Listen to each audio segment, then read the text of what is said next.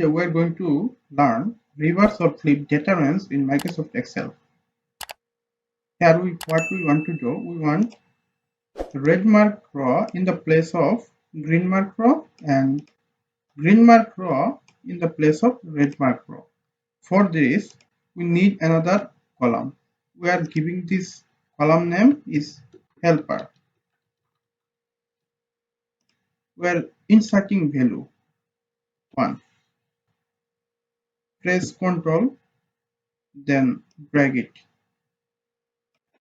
Now we are going to sort. Here is custom sort. By selecting this, then please check this. My data has header. Then column, select your column. Our column is helper. Then make it largest to smallest. Click OK. Look, your data has been reversed or flipped in Microsoft Excel. Thanks for watching the video.